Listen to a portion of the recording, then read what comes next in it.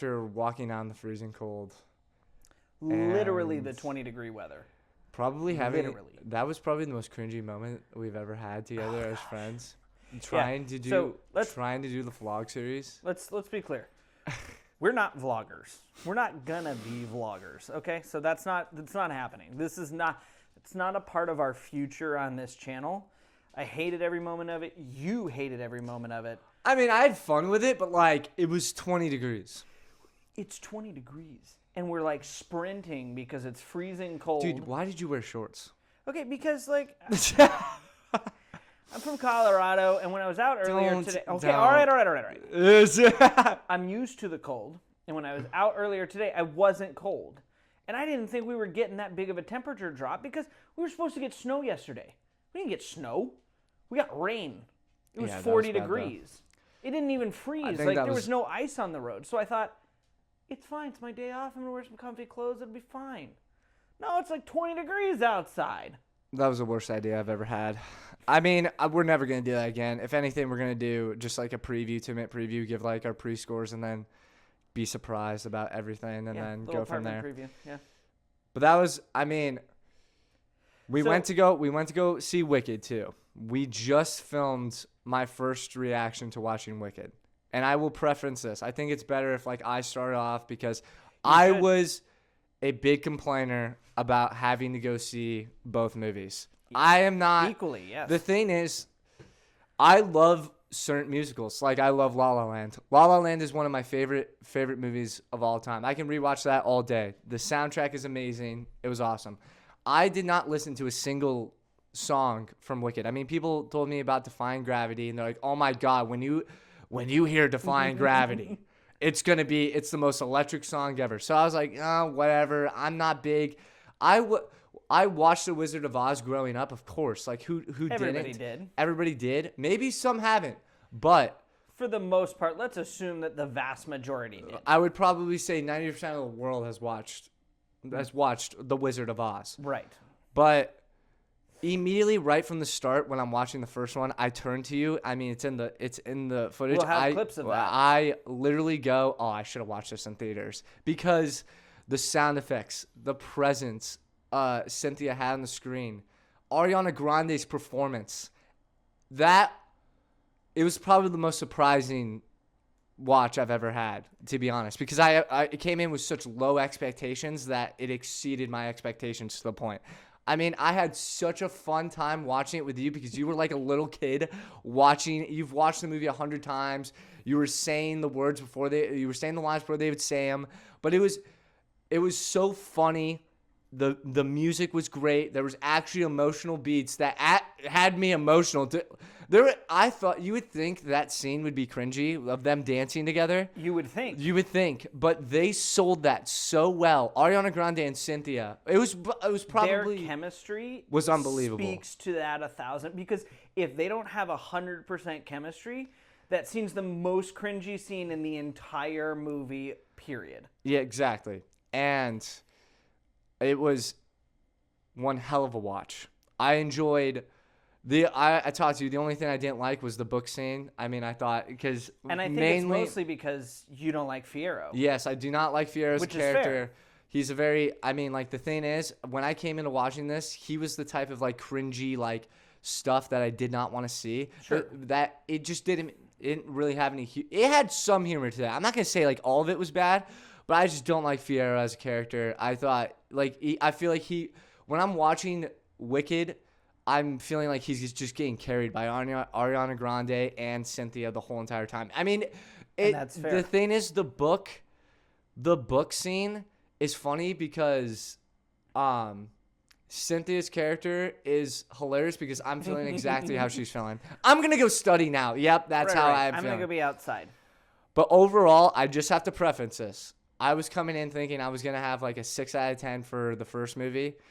I was absolutely wrong. It was so good. I thought it was a 9 out of 10. It was unbelievable. Thought Ariana Grande was probably the most surprising.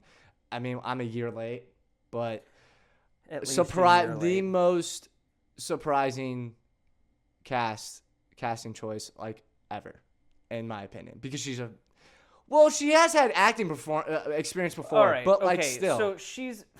Let's go over a little bit of her acting performances. It's iCarly. She was iCarly and Don't Look Up, where she played herself. So, But still. let's not preface that as like iCarly's acting. iconic. Okay, As- but she's not. I mean, she's what? She's maybe 14, 15 in that. Like, Yeah. she's not having to put a lot into her. She's not like an performance. A-list actor. I feel you. I feel you. She's doing child actor stuff. She's delivering lines.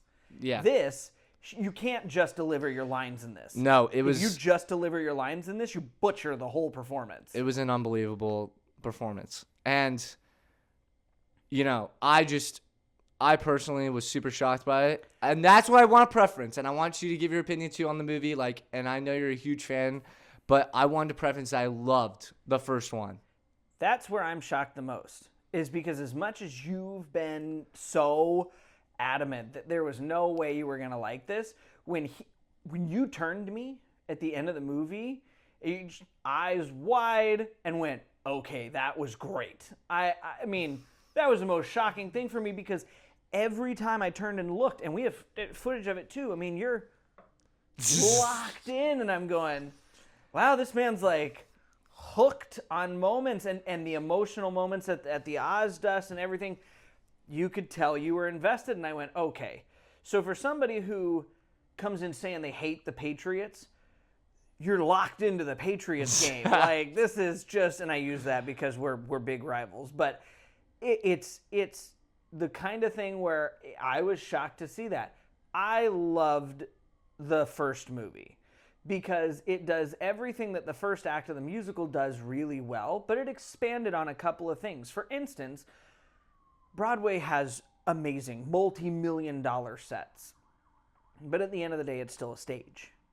You can only immerse yourself in the world so much in a stage presence.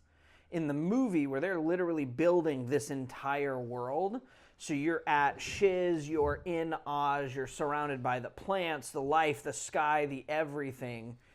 They did such a good job of making you feel like you're in Oz. Yeah. That was the thing for me that I went, okay, I still love the musical. I'm always going to love the musical. But if I want to feel like I'm in Oz, I'll go back to that movie 100 times over, because that's how you feel like you're in Oz. They just did such a good job of bringing you into the story. Whereas on Broadway, it's still great, but you're watching the story. Yeah. And yeah, I just thought the first one really nailed it on all accounts. I mean, like, this, taking them, the backstory of Glinda, the backstory of Abatha. Am I saying it right? Alphaba. Oh my God, that was horrible. But it's okay. It's all good. But the backstory of all those characters and their connection was what, like, sold me. I think now we can transition into the second movie. Okay, let's start with your initial thoughts. Okay. First thought after leaving the theater. This is my first thought. Okay, and this is partially on me, and I really want this to be our first discussion about this movie. Sure, let's hear it. Okay, for one, I haven't watched the original in like 10 years. Okay? Okay. Did not watch the original going into this. If you're going to tell the Wizard of Oz story, and in my opinion, and I get it, you can say, I probably understand where people are coming from, where it's like, Dorothy is such an iconic character. That storyline is such an iconic storyline. You do not want to touch it and maybe ruin it. And people have you criticize your rendition of the story.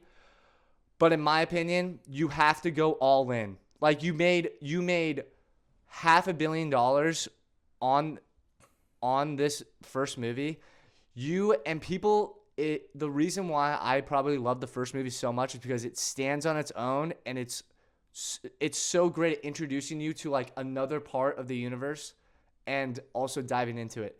For this, I felt like I was just watching highlights of like new parts of Wizard of Oz, because it was all over the place, because you did not dive into the Dorothy part. You did not dive into that section of the story. So for me, not watching the original really impacted my viewing of this movie. And that's like my biggest complaint. Like, it's like I probably forgot something. I, of course, remember the ending. But, Sure. like, the ending I will have an opinion on that. I thought they executed that pretty damn well.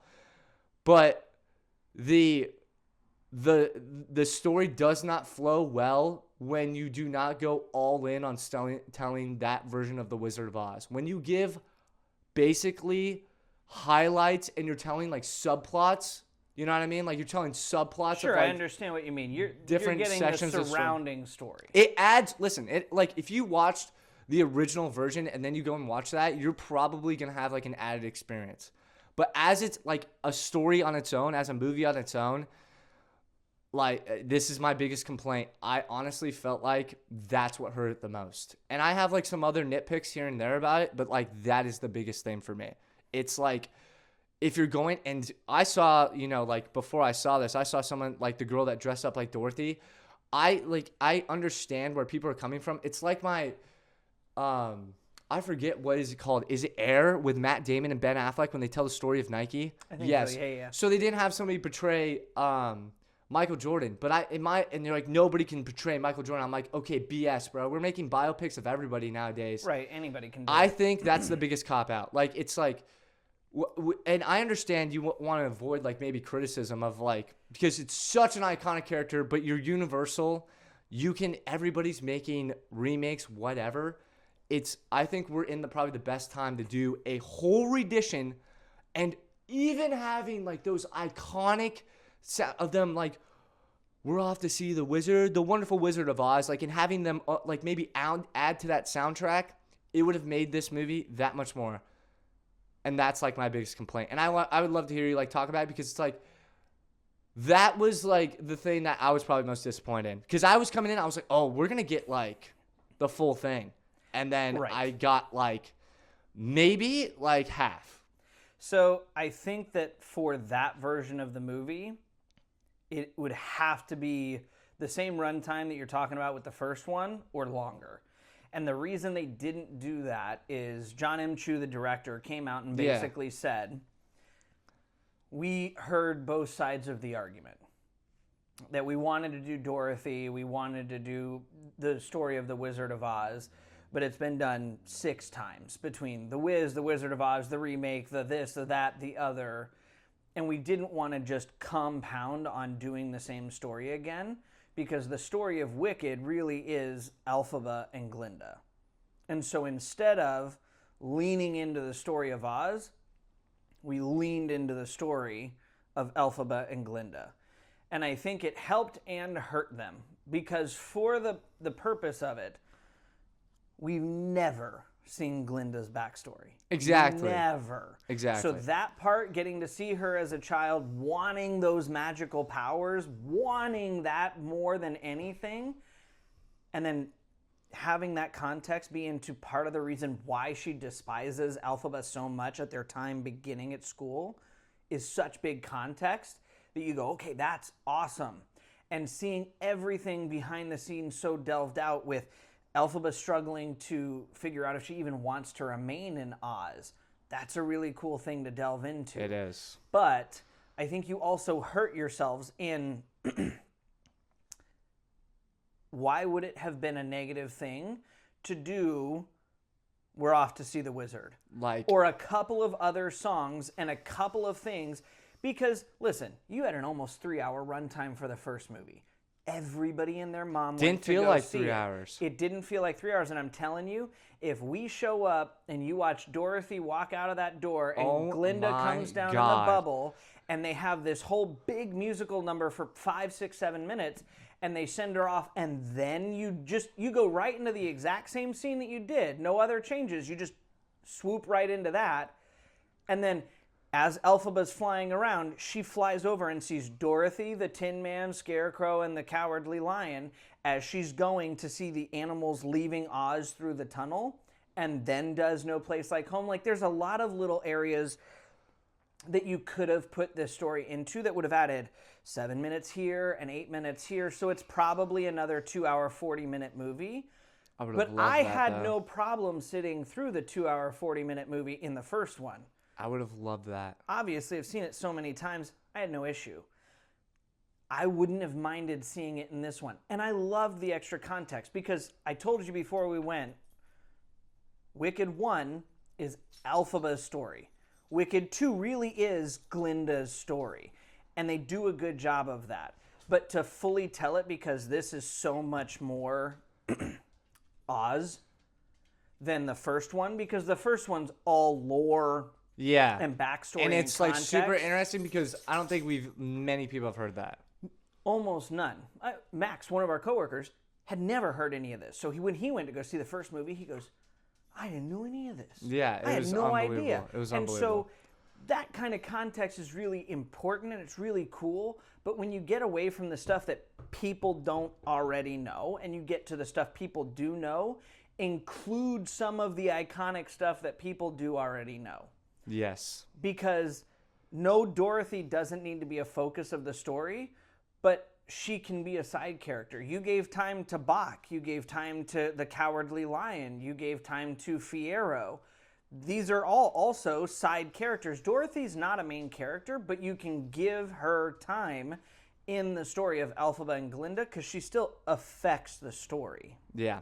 And I think that was just the most disappointing thing. Like, it's like, and yeah, man, I would, like you said, I don't know why I don't know why that was even like a topic of discussion, like why that would be a negative. Because I think he was trying to make it his own. Because Wicked 1 was so close to the musical. It's a bold thing, dog. It's a bold choice. And I don't think it make. paid off. I don't think it paid off. I don't think it did either. And that's the trouble with having an up-and-coming director do something like this. Yeah. Is when you want somebody to do a project like this, you don't want the up-and-coming director to do it. You want somebody who's established. Yes. Which is why when Wicked 1 was coming out and they were like, oh, John M. Chu's going to do it. I was like, he's done one Broadway project and it was mediocre. And we're giving him the biggest Broadway project of all time. And he nailed it. And then he nailed it and I went, Wicked 2 is going to be a 10 out of 10 perfect. He's going to take everything he did from Wicked 1 and improve. Yeah. And then we fell, I'd say, about a quarter short. Because if you'd have given me that extra half an hour of content, really, I don't have complaints outside of that half an hour of content I'm missing, aside from a nitpick here or a nitpick there. But mostly it's just, I wanted things more fleshed out. I didn't want to be rushed to different parts of the story without getting to see Dorothy, getting to see some of their journey, getting to see some of the connecting pieces that make some of the other things look kind of random to somebody like you who hasn't seen The Wizard of Oz in a while. Yeah. And go, hey, here's where they all kind of fit together. And I think that would have really helped it to jump up to that 10 out of 10 I wanted it to be. Yeah, I mean, that impacts my score completely, and it's just, it feels all over the place. And I mean, I don't want to like discuss, like we could talk about that for hours, but that was the most disappointing thing for me. I mean, another thing that I probably, and this is just me, but you know how I feel about Fiyero? Mm-hmm. I thought the love triangle just didn't work. And then like some parts of it worked, but it just felt so out of place because you're not telling the Dorothy story as well. And I don't know. It just... So I don't think Dorothy affects that one. The place where I wish that we could have used 10 extra minutes is them fleeing the wedding. Them having an actual conversation back at her lair. Them looking back at times at school where they had other flirty interactions, where there were other close calls to them potentially getting together, adding some of that context into there instead of, I left my wedding, I pointed a gun at the wizard, and we're going to sleep together. It's just, it's rushed. Because it all felt really rushed. And it's the same way in the musical because they take 2 hours for the first act of the musical and they give you an hour for the back half. And I'm going, nobody gave you time constraints. Nobody gave you these time constraints. And you had creative possibility in the first one to expand. You gave 40 extra minutes to the first act. Yeah. Give 40 extra minutes to the second act. Make these stories make sense. Because in the musical, it's rushed because they have an hour, and Broadway is 3 hours, period. Yeah. You don't get extra time because they're on to the next. They're in the money-making business. You're in cinema. Could do. If you want to make a 3 hour and 15-minute long movie, make the 3 hour and 15 minute This is the biggest long product. movie. This is the biggest product. I'm not going to lie. I'd probably put it up there because everybody was talking about this like coming out. They can't wait for Wicked. I'd probably put it up there with Avengers like Endgame and stuff like that because if you look at all the numbers like other franchises are putting out, like they're probably nowhere near the first movie of Wicked. You had all the control in the world. And you could have done probably 2 hours, 59 minutes, and you would have, if you would have just included banner after banner, included the Dorothy storyline, give me the whole entire thing and wrap that whole entire storyline up in that movie and make that movie its own, then then you can flesh out the love triangle. Then it doesn't feel rushed. Then it feels like we're going from one storyline to another storyline, and then we're like wrapping everything up in maybe like 2 or 3 scenes. I mean, it was crazy. I almost felt like we were wrapping up all the conflicts in the first like hour. I was like, whoa. And so this is the problem with the Broadway musical. Yeah. Is that it's fast. Hey, we're fast because we're trying to get in and out of here. Yeah. And that's the, I told you before we went in. Everything's too quick. I probably just didn't even like comprehend like how quick it was going to be. And when you go, hey, it's a 2 hour and 15-minute movie, it's going to be quick. People look at you and they go, okay, it's not going to be quick. It's 2 hours and 15 minutes. And I'm going, they've got a lot to get through. Like, you have no idea. I had no idea. And the amount of story you've got to get through in 2 hours and 15 minutes. When they released the runtime as 2 hours and 15 minutes, and I told you I was disappointed, you rolled your eyes at me at the office. Yeah. Now you know why. I need 3 hours. They should have had more. 3 hours. I was actually, when I watched the first one. John M. Chu, here's what you do. I know you filmed it. Okay, between you and I, you filmed for 3 years. I know you filmed it. Release the extended cut, the director's cut for Christmas. The Snyderverse of Wicked. Okay? Give us the stuff I know you filmed. Because I know you filmed it. I know you did. On DVD, and I'll go buy it. And then, because physical media needs to come back. I'm kidding. For as much as we're talking negative, I am going to swing to positives in a moment because this film is not all negative. It really isn't. But it's not. There are gripes, and I'm not even dogging you for them. Yeah. I agree. Yeah. But a little extra time and a little extra care into not doing the same things wrong that the second act of the Broadway play did wrong would have made this a significantly better film. Yeah. Okay. I say that like I watched the Broadway film. Or the Broadway piece. It's fine. Okay. When I told you in the first film, because you said, hey, Ariana's really good at playing popular, rich, and beautiful, I said, just wait. So I need you to sit across from me and tell me right now that she didn't kill every emotion in that role in the second film. Okay. Because her depth of character in the second film is 4 or 5 times greater than anything she did in the first film. Okay. I disagree with you there. I thought it's going to sound like I'm like hating on the movie, but like I personally just watched the first one. So I'm probably having like present day, whatever. But in the first one, I thought her acting, she was so comedic. And I know it was definitely a heavier story to tell. It's a tone shift. It's a tone shift for sure. There was a lot of kind of like cringy moments in this movie that her. I don't agree with the cringy moments because I feel like it took me out of the performance a little bit. I felt she had all of her moments were in the first one were comedic, had a purpose, were a part of the character. In this, it just kind of some of the things that she did, or some of the things that she was maybe like forced to do, or like they had written down and had them do, was very cringy, and I just didn't like. I thought it took me out, and it took me out of the serious tones that you're talking about. See, but I don't agree with that, because I think that we've assigned the word cringe to anything that requires real emotion. Okay. So when we look at stuff, as a for instance, Cynthia Erivo had very similar situations with extremely similar dialogue. Yeah. That I think was delivered in a very similar way in the first movie. And people looked at her performance and went, Oscar worthy.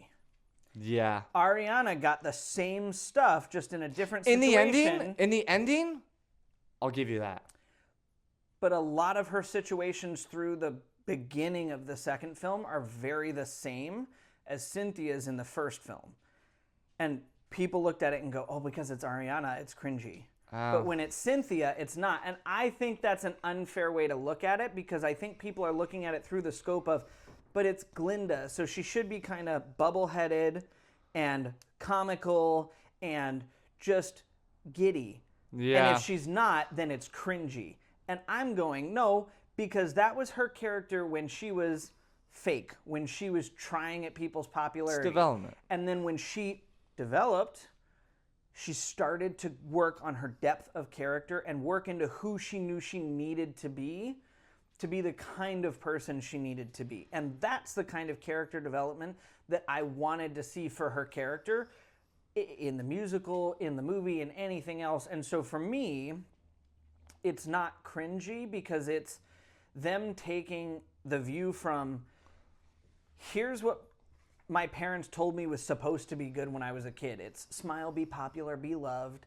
And it's her slowly realizing that having everybody smile and just say they love her without actually having to do anything good, like how she didn't create the rainbow, doesn't really add up to much. And so she starts trying to actually do things, but this is brand new for her. And so I think her journey through this film is more my favorite. I still really love Cynthia's, it's but something to highlight. Hers is kind of tied up. She's at the point where she's mostly just frustrated, and then her escape is great. But Cynthia's character development happens in the first film. Ariana's happens in the second film. Fiyero, I'm kind of with you. I could care less. His character needed way more fleshing out for me to care. That's where I just I think that's where it just didn't hit. Maybe the moments that you're talking about, especially when like Fiyero the girl in ends the up. bubble. First of all, amazing cinematography. Somehow I'm always looking in a mirror. That effect, I don't know how he does that. Because thinking about trying to do that with a camera, I'm like, I don't know how I would do that. Yeah. That's insane. The emotion behind that song is great. And then her choosing that moment to go after Alphaba and go and literally change her life, abandon Oz, abandon everything to go and be by her side as her friend. That's the moment for me that I'm like, okay. Yeah, and this is what she's leading up to. That's the ending, like, correct? It's like, it's and like, that's the song right before For Good. And I think that's another thing. I think that's a good transition to what I talk about. You have probably one of the most iconic, Broadway adaptations of all time in the first one. Defying Gravity was unbelievable for me to watch for the first time. I was so shocked I would like it that much. It was epic for sure. And even all the other ones, there's a ton of Cynthia songs that I just love the most. Like, Alphaba is definitely the highlight of the first one. Her character is unbelievable. That's what I'm saying to you. Like, when it comes to them doing like parts, like them not fleshing out the whole story. They do flesh out the whole story of the original, but them not showing the original as well, like, definitely hurt the moments that you're talking about for me. But the ending is definitely the strongest one you're talking about. That music was unbelievable. For Good, it was definitely the highlight. I would say it's probably the best part of the film. For Good is, if they got Oscar nominated for that scene, I wouldn't be mad. I wouldn't be mad either, because they killed it. An interesting story behind that. It wasn't scripted. So Cynthia Erivo and Ariana Grande were going through the rehearsals for that song. Yeah. And John M. Chu didn't call cut. He just let go. He just let it go. Whoa. So they hugged, and then they went and mimed the door. Yeah. And did that scene. Okay, that's impressive. All on their own. And he, crying from his director's chair, said, "We're keeping it." Unbelievable. And it made it into the final cut. And I went, best decision you made the whole movie. Probably the only good decision he made. Not the only good decision. But I've seen it twice now in theaters. Neither time have I made it through and not cried at that scene. You cried? No. I didn't cry. It was fine. But I said that. I said that in my initial thing. I said the ending is the strongest part of this movie. And that's and it's partly because of how strong their relationship and chemistry is in the first one. And the difference at the end is, in the Broadway musical, Glinda doesn't get power. Yeah. The Grimoire opens up for her. I love that. At the end? At the end. Yeah. It doesn't happen in the Broadway musical. That's a huge. It's such a small thing, and it literally only takes 3 seconds of film time. Yeah. That added to it, the ending a little bit more too. But it added to it, and it was great. And the iconic callback to the lines. I'm glad we watched the first one today. Madame Marble telling Ariana that she couldn't hold up, and then Ariana getting to tell her she wouldn't be able to hold up in a cage as the flying monkeys dragged her off the rooftop. Yeah. One of the coolest moments of the movie for me. Yeah. Hey, I don't think you can handle it. Oh my God. But I'd love it if you proved me wrong. Yeah. So I think there's lots of great moments. You get to learn the origin of the Tin Man. You get to learn that the Scarecrow is actually Fiyero. Yeah, but that's my thing. Like, oh my God. There's lots of good lore still in it. And again, just go all in, man. Like, we're getting bits and pieces, and I'm like, wait, what is going on here? I thought he was getting crucified for a minute. I was like, wait, what? So he basically he tried to kill Glinda. It's dark. Yes. So the second act of the play is always dark. It's always where everything goes wrong and all this other stuff. But this is like the Grimm fairy tales. This is not Cinderella, where you go, oh, but he came back with the magic slipper and everybody had a happy No, there's ending. consequences. Like, we've talked about the book briefly before. The book is way more. Way dark. Yeah. Elphaba actually dies. Glinda rules at the hand of an abusive spouse, and it's awful. Horrible things happen. That's the wildest. And this book was written in 1938 or something like that. And it's reading the first book, I was like, oh my gosh, more bad stuff. This is ridiculous. So it's dark, yes, but it's how the story was meant to be told. I mean, Dorothy always was a light story. Yeah. But that's why you tell the story of Wicked, is the wizard's not really this magical, wonderful guy. He's this evil guy who couldn't make it on Earth, and so he came to this land where they worshipped him as a god, and he lied to get whatever he wanted. And then because he couldn't successfully turn the people of Oz against all the animals, he found the next best thing, somebody with an abnormality to hate.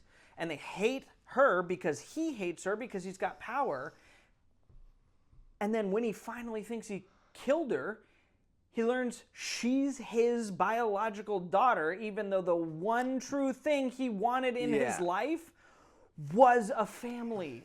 And every bad decision he's made has led him away from the possibility of actually having that family. And so I'm not disagreeing. Yeah. The story of Dorothy in there bolsters this story. It does. It would have been better. But I'm also not of the mindset that there isn't still a good story there, because there's so many good things that get talked about that are still a great story. Yeah. And so for me, I still want the director's cut. If Chew releases a 3 hours director's cut, I'll only be watching that one. He better. I mean, what? But this should have been a director's cut. What are we doing? But I'd still watch the other one. Yeah. It's like when we talked about Harry Potter earlier. Because do I like the Harry Potter movies? Yes. Do I like that they cut a third of the book out? No, I don't. But does that mean I'm not going to watch the movies? Of course I'm going to watch the movies because they're still good, and this movie is still good. It could have been great. It should have been great, but it's still good. And because it's still good, I'll still watch it. I'm going to root for great in a director's cut, but it's still good. Okay. Another moment I want to talk about that completely, I mean, it was not funny. It was not comical. And it was, this is the cringy part that I'm talking about. The fight between. Oh, no, I love that. You love that? Yeah. That was horrendous. No, that's a very comical moment between them because it's the culmination of bent up feelings towards each other and them letting it out in a way that should have been angry and hateful and ended up not coming out that way. They wanted to get after each other without actually hurting one another. I'm just, from a surface level of watching that, horrendous. The laugh too, like, where'd you get that from? Like, that did not hit. It was, I think. See, and I think that's hilarious because I know is the original laugh in the original film. It's but the obvious ugly witch cackle from the original Wizard of Oz, and it's not something that she ever did in any other part of her life. But it's so poorly executed. It just should not. It was not funny. Like, what are we doing? She's doing the wand thing, like, and she did it when she was a kid. I understand that, but like. Oh my God. It was one of the cringiest moments. And this is what I was talking about with you. That's what I thought I was going to get in the first one. And I got in the second one. See, it was, and I think that I heard no laughs. Okay, well, there was a couple laughs next to me there was a couple laughs, maybe, but like it was not a big laugh. And one of the biggest clips going around right now is that scene. Yeah, probably making fun of it. No, because people like it. Really? Yes. Jimmy Fallon had Ariana Grande do the wand twirl on the late night show. Yeah, because it's cringy. They're like, do this for us. Like, let's all laugh at you. No. I'm kidding. I did not like it. This is the attitude of, am I going to go into it wanting to see the worst in it or wanting to see... No. Because here's the deal. You could look at... I laughed my butt off at the first one. I thought the comedy was hilarious. Let's do this gingerly. Yeah.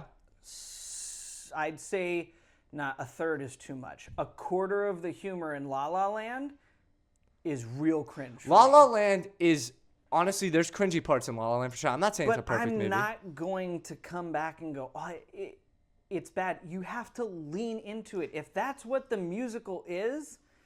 You can't go, that's not wasn't how for me. I normally am, and so I just got to dismiss it. Yeah. Lean into it. In fact, that's the whole point of the movie, is lean into the things that other people want to make fun of you for. Yeah. It probably is because I was taken out of the movie when I realized, oh my God, we were getting basically a highlight with added on scenes of the original movie. And I understand. And then you have that scene, and you can understand my perspective of being like, what am I watching right now? I understand your perspective. Your sister just died. That should be a serious moment, and they're over here twirling around, making a joke. Again. What are we doing? I think the time there would have made that a bigger difference, because with some time to separate those two scenes out, then that makes more sense. They had to, yeah. Yeah. I go into it with the attitude of the message of the movie, which was always the thing that my mom used to make when she took us to see The Wizard of Oz, when she took us to go see the musical when we were little kids, was always Why does everybody hate Alphaba? Okay, it's because she's different, she's weird, she's all this. And so that's always the message that I've carried with me. And so for those kinds of things in the movies, I look at it and I go, yeah, those things just don't bother me. I'm just not watching the movie like a little kid. I'm beyond sure I'm gonna get a comment online about, look at this moron watching this movie like a kid on Christmas morning. I mean, you know what? That's I was fine, too. Because I love these movies. I love the first one more than if the anything, second. You're going to have people defending you. The 1 or 2 people that are going to defend you. And that's going to turn to 10. And then that person will never comment. But that's why I like those things. And again, I'm not saying that it was a perfect scene. It needed space. It needed some other things. But I liked the scene. I felt like we were going from... It was almost like... Oh my God, Nessa's dead. My sister, I was like, oh crap, we're going to get like an emotional moment that we didn't get to see in the original. I was like, okay, let's get it. Then it turned into in my opinion, like a cringe fest of just like them fighting each other. And then all of a sudden, like we got... See, but it's also it was all reference random to back to the Wizard of Oz because when Dorothy leaves, Glinda and Elphaba fight on the yellow brick road. Yeah. So it's a reference to that. Again, fleshing these things out, not trying to get it as close to 2 hours as possible, I think makes this a lot better. Yeah. All of my complaints go back to that. That's the main issue. Is that it's too quick. Yeah, like I told this to Emily. I told this back to a friend in North Carolina. I told this to my sister. I've told it to everybody who's asked me. It's too quick. And that's a silly thing to be able to say about a movie that's 2 hours and 15 minutes long. Oh, it's way too fast. But it's way too fast. I needed it to pump the brakes so hard. Yeah. And stop and just take moments in for a second. I mean, listen. Like, for example, No Good Deed. I know you love the visual effects on that one because it was the most visually impressive song of it. Yeah. But fading to black after that stunk. Yes. Because I wanted to see her sitting there after the monkeys had all flown away, shoulders hunched in defeat. Yeah. Just devastated she lost Fiyero, devastated things weren't going right, devastated that at every turn she seemed to fail, and feel that moment. Fades to black and then cuts immediately to something. Right. Like, I think it was the meadows. Like, didn't it cut to immediately to it's flowers? It's the guy cutting across the meadows, and I'm going, that would have taken 45 extra seconds. Let the monkeys all fly away from her, and then pan up close shot, a single tear coming down. Cut. No fade. 30, 45 seconds. All is I needed from you. And that moment is insanely bigger. It's insanely more monumental, and I feel it. Let the track fade out underneath as that all is happening. Like, it's just... I just need the moments to breathe. It was such... And here's where I have another gripe with this. And I am trying to find positives. It's hard for me to find positives when it is such a step down from the first one. It is such a step down. And it's the positive I would say, we already talked about the positives. I think the positives are Ariana Grande and Cynthia in that scene in the end. And it's in their scenes together. But other than that, I mean, everything feels rushed like you talked about. There's not enough connecting to the original story because they don't flesh out the original story either. I'm going to argue that because it does connect. I think it does not connect. Having seen it has you a little distance from it. Yeah, and my obsession but I shouldn't with have to do homework. Well, okay, but it's not homework. It's a well-known story. Like the origin of the Tin Man. Yeah. That's not a hard dot to connect. I'm not saying that. But like, I get where you're coming from. Yeah. But I think there are other good moments. For instance, nobody got to see Nessa's story. And the music in this one is still really great. The set pieces are still really great. The cinematography is still really great. There's lots of other good things that happen in this movie, and it's not just the final 5 minutes. I don't know.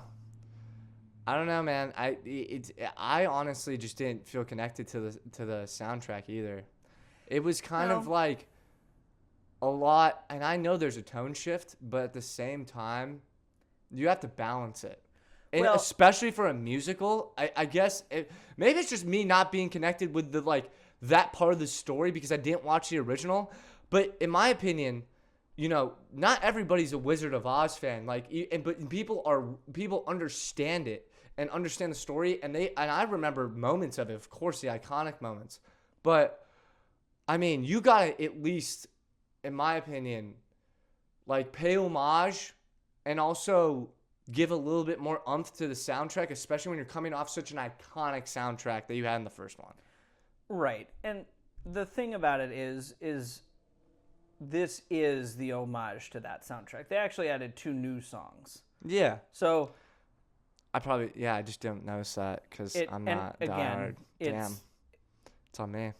Wicked Witch of the East, I gotta be The better. Girl in the Bubble, and No Place Like Home are all new tracks that aren't in the musical. And again, a lot of this other information, if we'd really sat down and done a 20-minute preview, I think some of this information going into it. A 20-minute preview. It's just you sitting I could down. talk about this for 6 hours. You sitting down and just being like, Brett, this is what you have to look for, okay? Well, and if you don't digest these things, we're not doing this. Well, no, not digest. You're giving me a really bad rap here. I'm not. No.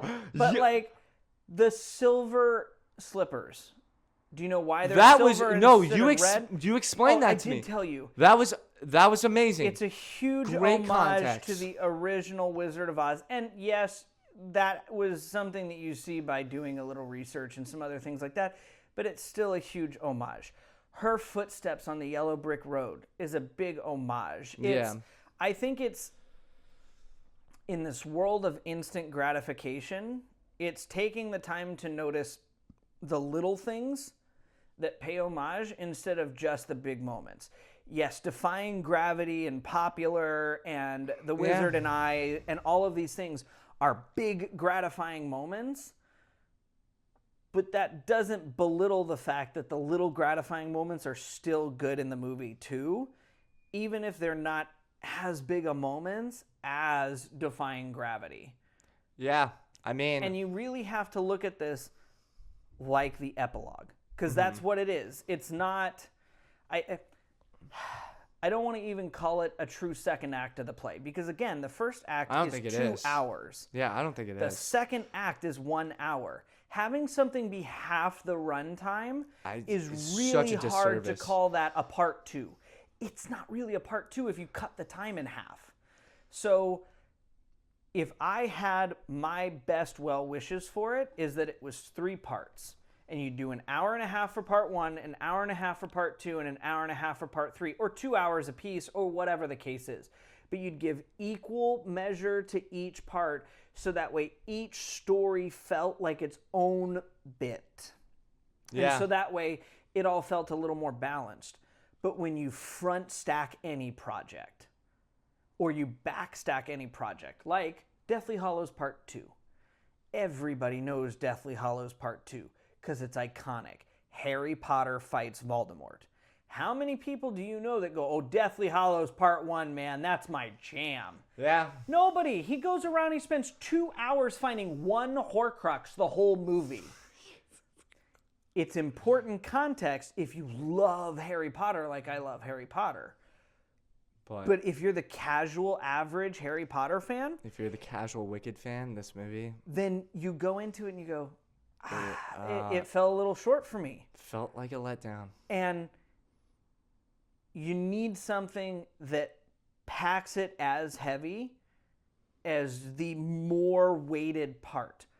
Defying Gravity is always going to add 30 pounds extra of weight to anything because it's going to make literally, if somebody thinks it's a 7 out of 10 movie, it makes it a 9 out of 10. It's just that good. It's that good. It is that good. So when you do part 2, when I texted one of my friends in North Carolina, I said the number one thing that I wish they'd have had at the end of the musical, that I wish they'd have done at the end of the movie. You had Defying Gravity to end part 1.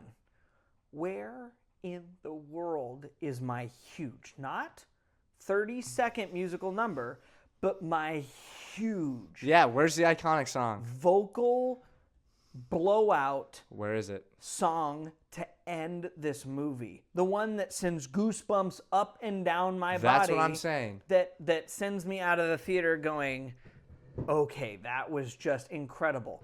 And the musical does a slightly better job than the movie, but not a ton.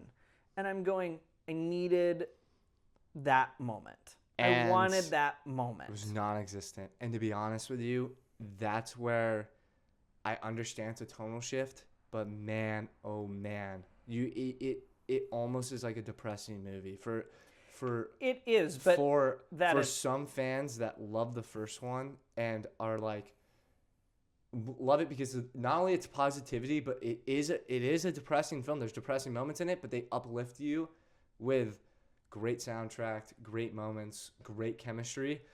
I almost feel like they forgot everything that they did in the first one, and they did it like that 2 steps down. And that's the thing about this tonal shift, is that it's intentional. Is that it's supposed to be bad intentions. It's not a happy ending. But that's the whole point of the story. It is. Is that it's not a happy ending. And it came out in the 90s when there was a lot of political stuff that I'm absolutely not going to get into. Yeah, I'm good. But it had a very specific message for that time, and that's what it was targeting. Yeah. And the end of it was, you keep on keeping on. There is no happy ending. You can make improvements, but it's not meant to be a happy ending. When bad stuff happens, it's not. And so what you get is kind of an ending that feels heavy and tough. And so for me, it is what it set out to be. Yeah. I'd have liked to see them improve it. I'd have liked to have seen them not rush it. I think there's improvements for it, but at the end of the day, I still appreciate it for the project that it is. Let's hear your final score for the first, your final score for the second, and your final score for the projects as a total. Oh my God. I mean, the first one, I'm going to raise my score from like the original because of watching the second one, I mean, I'm going to give the first one like a 9.3. I mean, it was unbelievable. I'm a fan of musical. I'm not diehard. I'm not a diehard of Broadway or anything like that. The only Broadway play I've seen is The Lion King, which was unbelievable. I mean, that's one of the best. But, I mean, watching that and having the surprise performances that you have, I give it a 9.2 or 3. The second one, Gavin, you're going to hate me, man, but that's fine. I give it like a 6. It was that, like you said, it took me out of it because of how rushed it was. It took me out of it because they decided to make that creative decision of not going all in.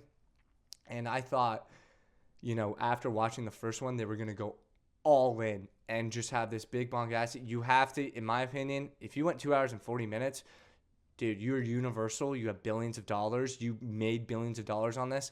Go 2 hours and 50 minutes. It is one of the biggest letdowns, I think. I could only imagine waiting for that and being like, this is going to be one of the most amazing movie experiences ever because you're going to get everything and you only get maybe half of it. It was a very disappointing watch for me. And it took me out of the movie a little bit. Like you said, it's not all negative. I think Ariana Grande definitely is the highlight of the movie because she has those moments at the end, and there's also some moments in the middle. But it was very disappointing for me. And I mean, since you have just such a disparity in 1 and 2, I'm gonna give it like a 7.5 overall, with the 1 carrying it like hard. And I'm just gonna pretend they don't have a to be continued at the end of the first. Fine. Listen, what they did in the first one is iconic as heck. Like, if anybody wants to be like, oh, let's watch Wicked, now I'm down. The first one. Second one, listen, I'm gonna go to my apartment. It's just fair enough. I'm gonna watch La La Land. But and not to say that La La Land is like a perfect movie, blah, blah, blah, whatever. That's just my preference. I mean, I'm a sad boy. I love romance movies, and that's like probably the most iconic like musical romance movie ever. But as a whole, it's just a huge step down for me. I mean, I kind of didn't like some of the side characters and some of the stories they chose to focus on. It fleshes out some moments, but because I was taken out and disappointed of what they chose to do creatively, like as an overall origin story, and not to like make it that big bombastic, this is the finale of like, and it's not. I mean, I think they're coming out with like a ton of more other stuff, but for them, potentially, yes, but for them to not like go all in, show me Dorothy, give me everything. I thought it was one of the like you're directing scared. It's like you're coaching scared, you're directing scared. Sure. I'm gonna say that right now. He was directing scared, and you gotta take chances, man. You gotta be like, listen, I'm standing on business with this. I directed the first one, and it was the most amazing Broadway adaptation probably of all time. The second one, I'm taking everything, and you're gonna get the full story, and you're gonna get a little bit more fleshed out, just like I did for my like first rendition of what I thought I was going to do. And if he gives a director's cut, like you said, everyone's going to watch it and be like, what the hell, man? Why did I pay? Because we have AMC stubs. Some people are paying probably when it came out, $20 to go see that movie. Probably, yeah. Especially in New York, maybe $25. Yep. No, I'm very interested to see if he comes out with a director's cut. And if he comes out with it, we'll watch it and we'll re-review it. That was my review, man. And like, listen, first, let me just say that was one of the best experiences watching of this year, watching the first one with you, because that was hilarious. And I was dying laughing. I mean, I was laughing the whole time. It was great. Well, I'm glad you enjoyed it. But the second one, I put on my hoodie, tying it up, and I was like, God damn it, man. Like, I feel so bad for Kat. See, and here's where but you I know the might content, you. so it's like, yeah. My first film still stays at a 9.8. I still love the first movie. There's a couple of things that I would have liked, but nothing that ruins the first movie for me at all. My second score is going to be higher than you think it is. It's getting an 8.5. Okay. Because for me, this Respect. is the second act of the musical. This is the story I expected it to be. This is the stories that we were promised we were going to be told. Would I have liked to see Dorothy? Would I have liked to slow down the pacing? Would I have liked bigger musical moments? Yes, I would have liked these things. But if I go see this musical on Broadway, I know I'm getting less than what I'm getting out of that movie. So the fact of the matter is the movie still gives me more than what I get out of the musical. And so to a point, that's still a positive. For me, there are still a lot of things that I would have liked to see different. And when I go see the musical, I complain about the same things. Yeah. Because they're not going to not be a problem. Yeah. I remember complaining to my mom the first time she went and took me to it, and I was like, Mom, what is this? Why is Bach such a jerk, Mom? Like, that sucked. He's mad he doesn't have a heart. He didn't have a heart before. And she was like, oh, okay, Gavin, like, calm down. Like, relax. So, for me, the second movie is still an 8.5. I want to see the director's cut. I hope that we eventually they're going to come out with it. They're going to come. What is it? It's going to come out on NBC, right? It'll come out on NBC. So it'll come out on Peacock? It's going to come out on Amazon. That's where the first movie is. So it'll come out on Amazon for streaming. They'll give they'll have an extended cut edition. And I'm going to buy it because there's no world where I don't. You tell me if it's worth the watch. I will. And if it's worth the watch, I'll bring you back over and we'll do another one. But if they don't give me Dorothy, then I'm not going to watch it. It's fine. I know what your expectations are for it. I mean, as a project, I just shouldn't. Overall, you got $1 billion, man. The second movie does bring it down, and I'm going to give it an 8.9. It does bring it below a 9 overall because I saw all the possibility for what you could have done. Yeah. And I wanted you to do what you could have done and not what you did. So for me, it's still great. I'm still going to watch it throughout the years, and gosh, it's cheaper than going to the Broadway musical, which I've done twice since I've moved out here, and the Broadway musical is so expensive. So, is it worth the experience? You know, are people singing, people vibing out? What, in the musical? Yeah. Oh, yeah. Oh yeah, the musical. I need that edited and then B-roll of people just going crazy at the musical, just being like, done. I'll go see it soon. Gravity, just going crazy. But done. I'll take the phone. I'll take the mic. It'll be all good. You're gonna interview people. What did you think? Stop. Anyway. I'll film. Oh, great. You can come. Yeah, I'm always gonna love Wicked. My mom introduced me to it when I was 8 years old. It's been something I've loved since I can see why. I can see why. And the first movie's always gonna be better than the second. Period. There's no discussion about it. Defying Gravity is my favorite song ever. For Good is my second favorite song ever, and they killed it.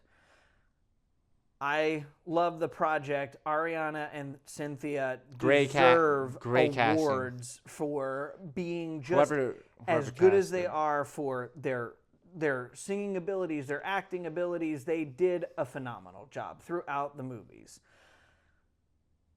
We do have rumors of a sequel. We do have rumors of a prequel. If we get actual news on that, we'll discuss it then. But until then, because I have no idea what it would be about, I'm not really going to dive into it too much because I don't know what to tell you.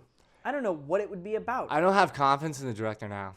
Well, here's the thing. Chu doesn't want to direct it. Well, thank God. What actually makes me feel really good because I don't want him to direct it. It's crazy. I want somebody new to come in and direct it, and I'd love it if